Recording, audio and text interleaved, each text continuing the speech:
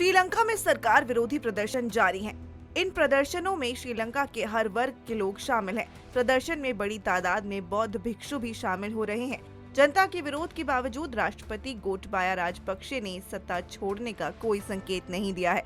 ऐसे में यहाँ हर कोई ये सवाल कर रहा है कि अगर राष्ट्रपति ने पद नहीं छोड़ा तो आगे क्या होगा। प्रदर्शन में शामिल एक बौद्ध भिक्षु ने कहा, राजपक्षे को अब इस्तीफा देना ही होगा।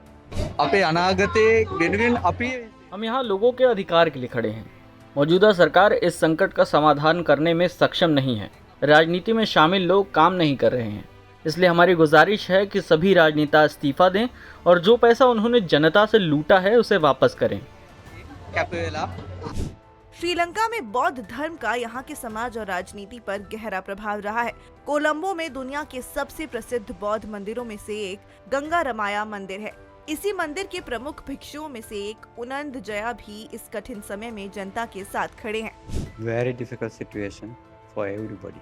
अभी श्रीलंका में सभी के लिए हालात बहुत मुश्किल हैं, इसलिए हर धर्म के लोग इस प्रोटेस्ट में शामिल हैं। इन परिस्थितियों से हमें साथ मिलकर निपटना होगा।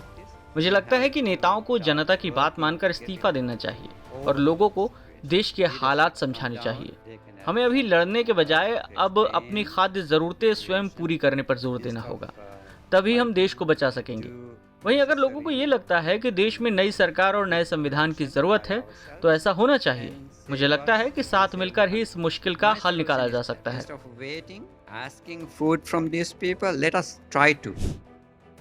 उनंद जया के साथ श्रीलंका की तमाम जनता भारत की मदद के लिए शुक्रगुजार महसूस कर रही है, पर अब डर इस बात का है कि सरकार ने यदि जल्दी लोगों की मांगे नहीं मानी तो ये शांतिपूर्ण तरीके से हो रहा विरोध उग्र रूप ले सकता है। श्रीलंका में 2019 में ईस्टर पर हुए धमाकों ने समाज को बांट दिया था और मुसलमानों को अलग थलग कर दिया था। बहुसंख्यक बौद्ध आबादी के रिश्ते भी मुसलमानों के साथ प्रभावित हुए थे। अब 3 साल बाद ये रिश्ते सामान्य होते हुए नजर आ रहे हैं और महंगाई के खिलाफ इस आंदोलन में पूरा देश एकजुट नजर आ रहा है। क्योंकि सच करीब से दिखता है।